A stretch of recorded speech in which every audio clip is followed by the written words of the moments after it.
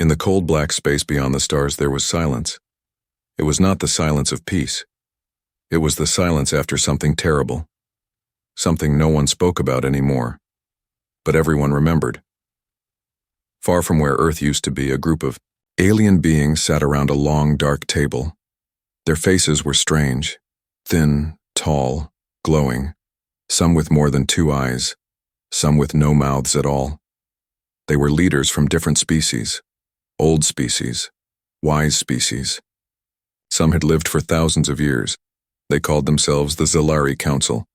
They had gathered in a hidden station far from any sun. It was quiet there, safe. Or so they believed. No one spoke at first. They just looked at the screen in front of them. On it, a blue planet burned slowly, breaking apart. Its clouds turned red. Its oceans boiled. It was Earth. The image was not live. It had happened many years ago, but they watched it again and again. One of them finally said, "Play the signal again." Another pressed a button, and the room filled with a sound. It was an old human voice, broken and low. It said just 6 words. "We warned you.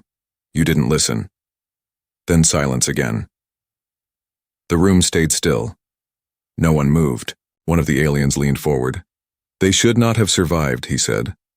"They didn't," another replied. "Earth is gone." "Yes, but the signal is new," the first one said. "Very new, only 5 days old. Someone sent it. A human." That word, human. It made the room colder, even for those who did not feel heat. Long ago, humans had asked for help. Their planet was dying, floods, fire, war. Some in the council had wanted to help, others said no. "Let them fade," one member had said. "They are not ready," but now they were not gone. Somehow they were still out there and they were sending messages. The council had tried to track the signal. It came from deep space, no stars nearby, just empty dark. But the energy was strong, too strong for a simple ship. It meant something big. It meant power. "Play it again," said another voice. "We warned you. You didn't listen." The voice had pain in it and anger. The aliens didn't understand. Earth had fallen, the planet cracked like glass. The people should have died. Billions of them. But now, someone, something, had survived. And they remembered. The youngest member of the council, a silver-skinned creature with sharp eyes, spoke softly. They never forgot. An older alien, red and massive, laughed once. "Let them speak. They have no army. They have no world. What can they do?" But no one laughed with him. A small hologram blinked on the table. It showed another image, a large ship floating in dark space. It was not like any known human ship. It was longer, darker, almost alive. Its shape was sharp and strange, like it was built for more than just travel, built for war. "That ship appeared near the Galactic's border last night," someone said. "It didn't attack, but it scanned everything. Then it vanished." "Human?" "We're not sure. But the design, the metal, it's not ours." Another screen lit up, this time showing a symbol. A simple one. It was the outline of a hand, open and empty, burned onto steel. No text, no name. But one alien whispered, "I've seen it before." Everyone turned to him. He nodded. "In the last days of Earth, on a satellite we recovered." That was their final message. That symbol, the open hand. Another leaned forward. "What does it mean?" The whispering alien said, "I think it means this. We came in peace. You left us to die." No one spoke. Then the room began to shake, just a little. A soft vibration, like a distant engine. But it was not coming from their ship. It was coming from space itself. "Is that?" someone asked. The station AI replied, "A new signal has entered the system. Human, unknown." The screen turned black. Then green letters appeared. Old human code. "Systems check complete. Connection stable. Message uploading. They all leaned closer. The message started, a deep voice. Calm, not angry, not sad.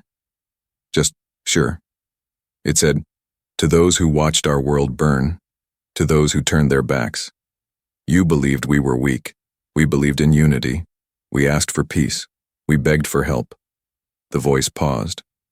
And when no one came, we learned something. Another pause, this one longer. We learned how to survive. Images flashed on the screen. Not of war, not of cities, but of humans, young, old, tired, building something. Big machines, underground, in secret. We left the fire behind. You didn't see it. You didn't look. But we did not die. We changed. More images, ships launching into the dark, silent, hidden. You will ask how we lived. You will ask what we became. But there is only one answer. We remembered. The screen turned off. Silence again. This time no one moved.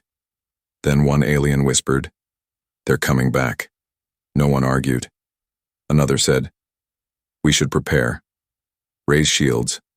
Warn the outer colonies." But a third said something different. "No.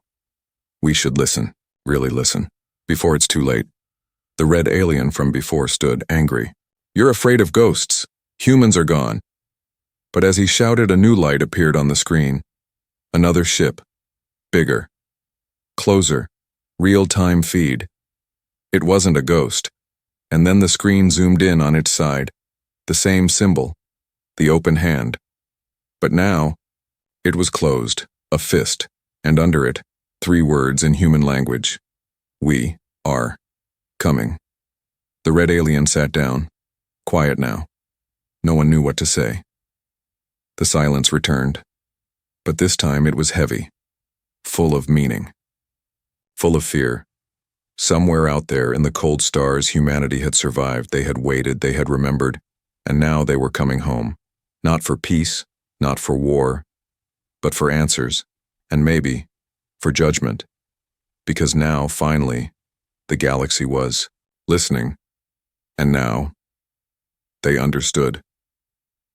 Long before the signal reached the stars, long before the galaxy remembered the name of humanity, Earth was already falling. But it didn't happen in a single day. The fall came slowly, like a storm on the horizon that everyone saw but no one believed would come. First, the skies changed. The air became heavy. The oceans rose, swallowed cities. Storms came more often and stayed longer. Forests turned to dust and farmlands cracked under the sun. People moved, fled, prayed. But the world was changing too fast, too deep. Governments argued. Leaders blamed each other. Wealthy nations shut their borders. Help was promised, then taken back. Some called it a natural shift. Others called it punishment. But the truth was simpler. The planet was tired. Above Earth, satellites watched it all. So did others. Eyes not from Earth, but from far away. The watchers from distant stars saw the signs. They had the power to help. They had the tools. But they didn't, they only watched. Some even turned their ships away. Down on Earth, people still hoped. They believed someone would come, that some voice would speak back through the dark, but none did. The stars stayed silent. In secret, a few humans began to plan, not just leaders, scientists, engineers, dreamers, people who understood that waiting was not enough. They called it Exodus Protocol. It was never on the news, it wasn't shared online. It was whispered, passed between those who still believed in the future. They didn't plan to escape. They planned to adapt. Underground, deep in frozen places and far deserts, they began building. Not weapons, not war machines. Something else. Ships that could travel without being seen. Carriers that could sleep for decades.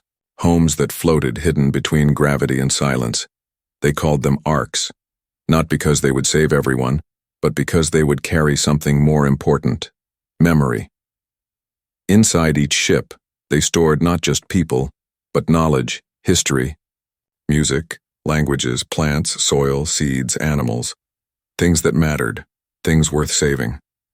Only a few were chosen, not because they were powerful, but because they were ready to start again. The rest stayed behind, not because they were forgotten, but because there was no room left. Even in their final hours, the humans wrote letters, sang songs, lit candles.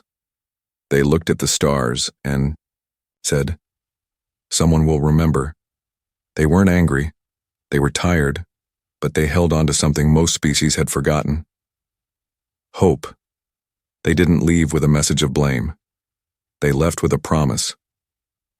One day, when the stars were right, when the systems were ready, they would return, not to rule, not to punish, but to show that they endured.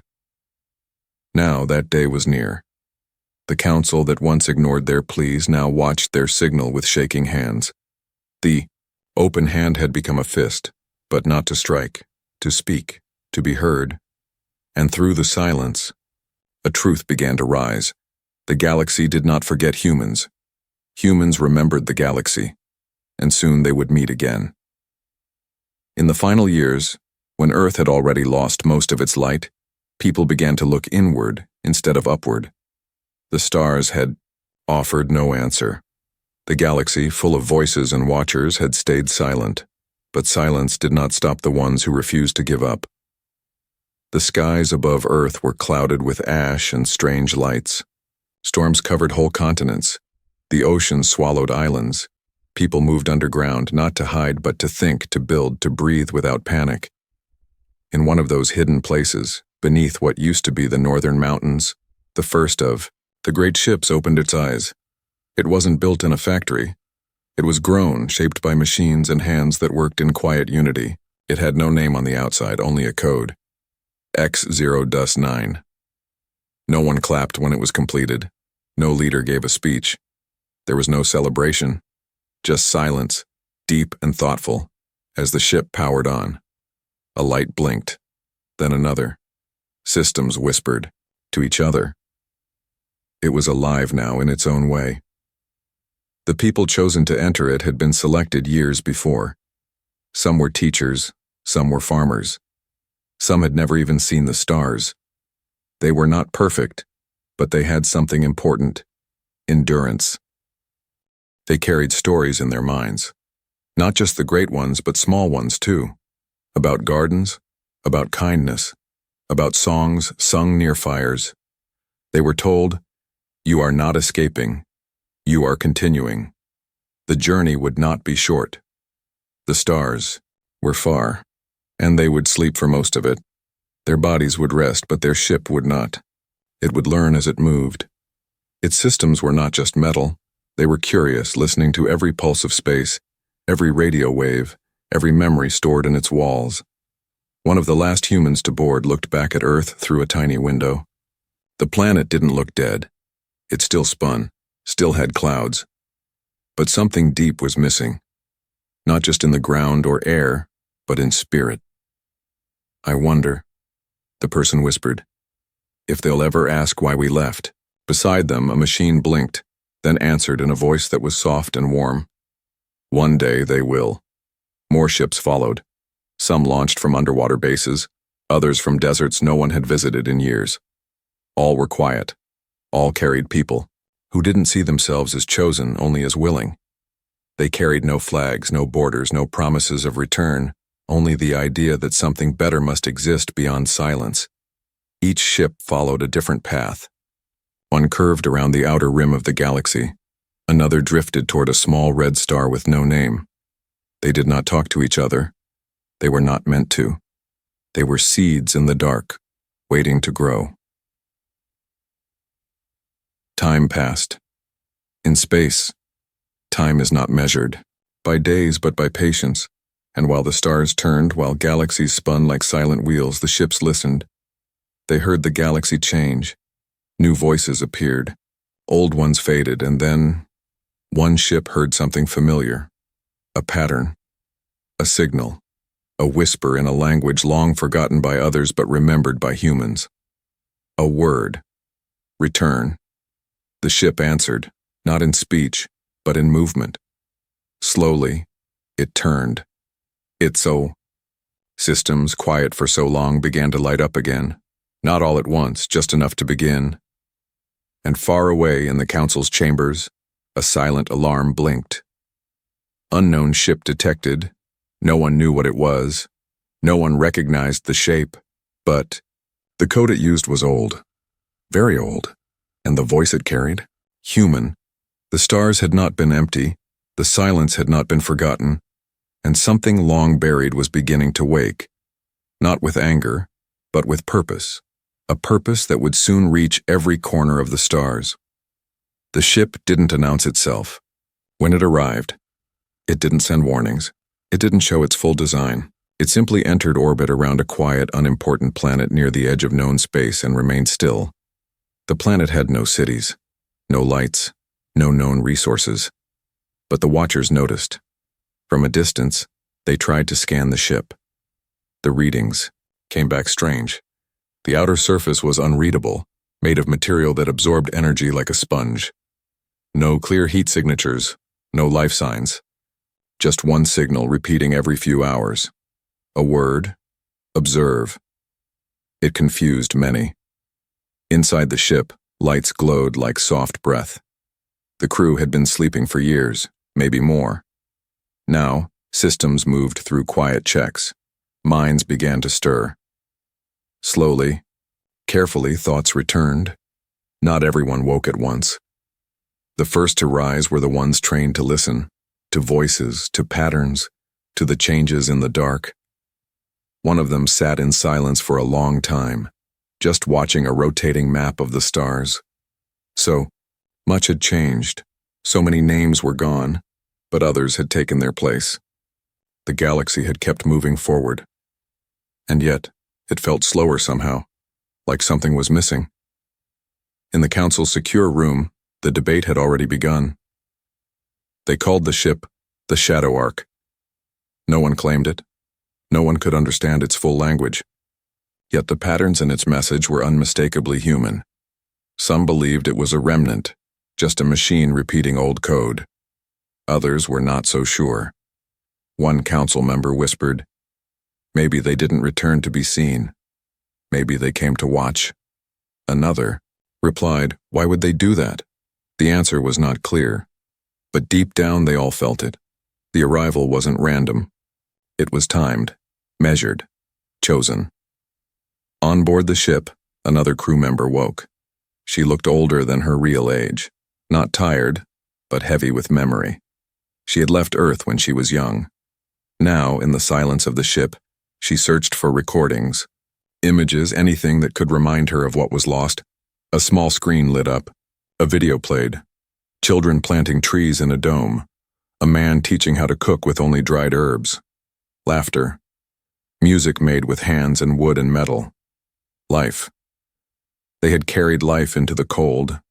Not just bodies, but meaning. She closed her eyes. "This is why we came," she whispered, "to see if anyone else remembered how to live." Outside, ships began to gather. Observation vessels, small probes. Their lights blinked like insects in the dark, circling a quiet giant. But the Ark didn't respond. It waited. Then it sent something different. Not a signal. A sound. A soft pulse of rhythm. A beat. It repeated every few seconds.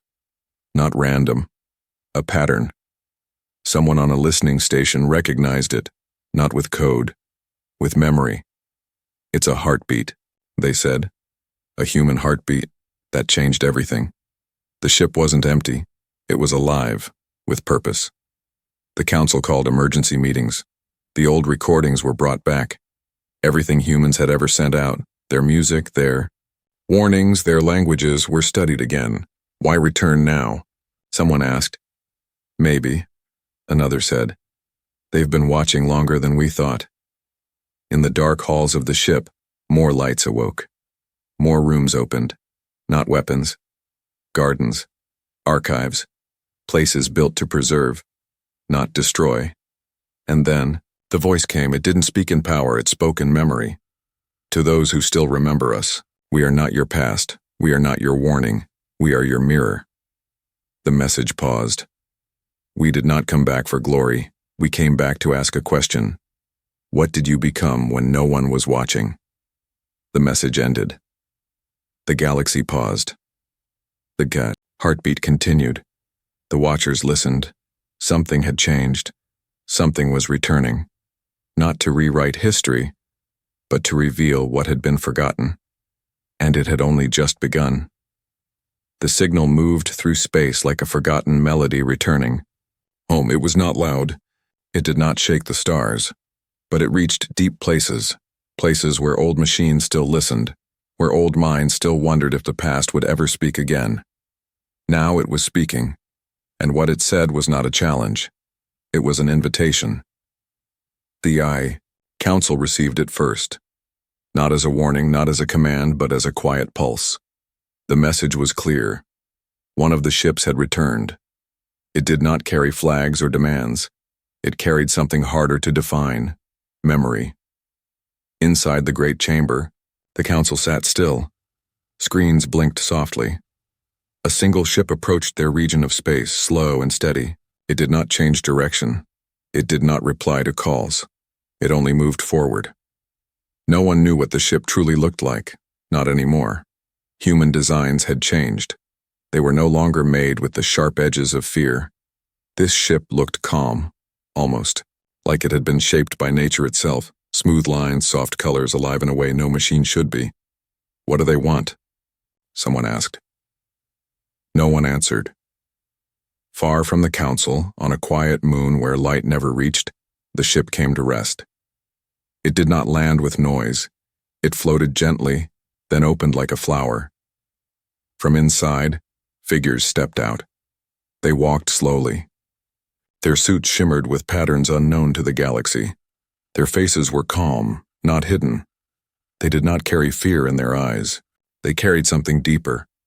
Awareness. They were human. But not as the galaxy remembered them. Taller, stronger in presence, softer in movement. Their steps seemed measured, like every motion had meaning. They stood on the surface of the moon, looking up at the stars.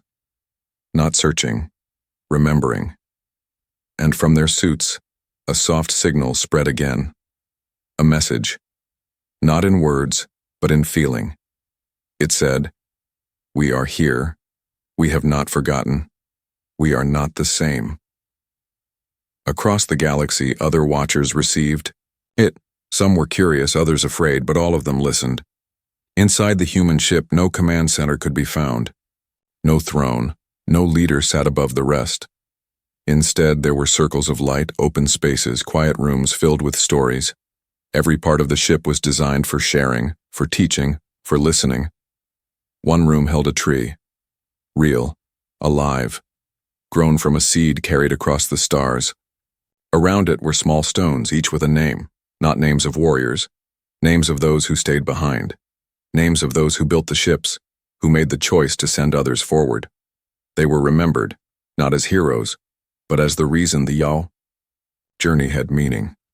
One human stood near the tree. Their hands touched the bark gently. "They will ask why we came," they said softly. Another voice replied from the light. "We came because we promised we would." Back in the council chamber, the leaders watched this in silence. The ship allowed them to see, to understand. It did not hide. It did not threaten. "They are asking nothing," someone said. "They don't need to," replied another. "They're showing us who they became." It was true. Humanity had not returned to explain their strength. They had returned to show what survival looked like when it was shaped by hope, not anger. They had lived among silence. They had learned from the stars, from time itself.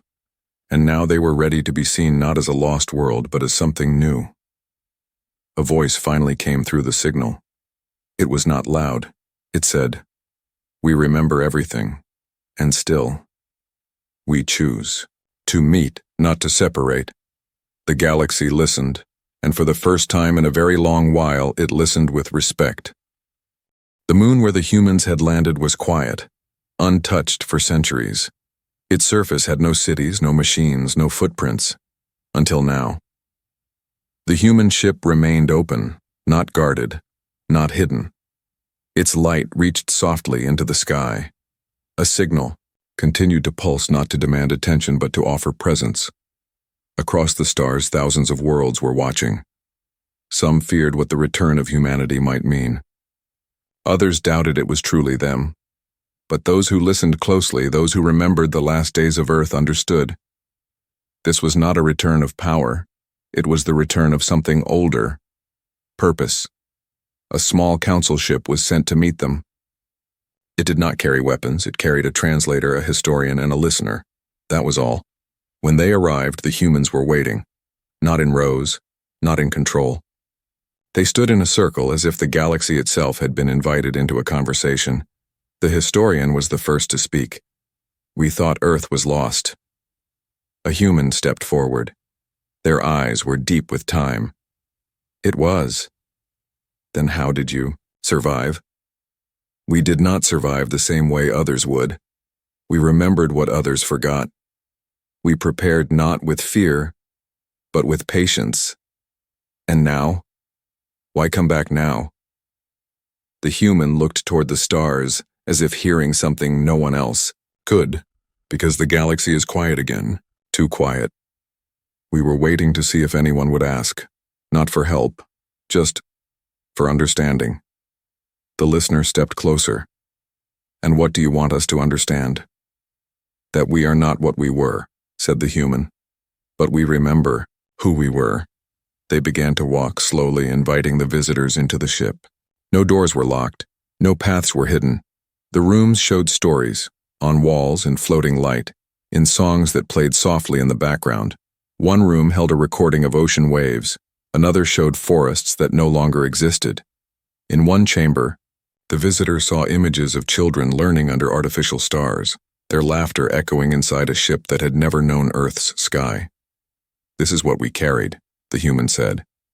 "Not gold, not machines, just memory, and the will to keep it alive."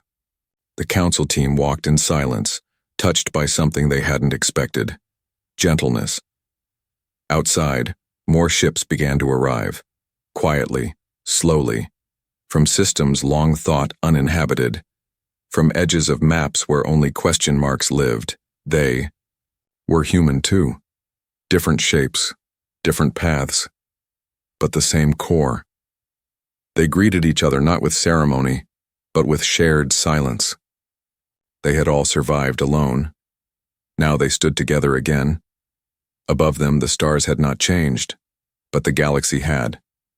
For the first time, humanity was not asking for a place among others. They were offering something new.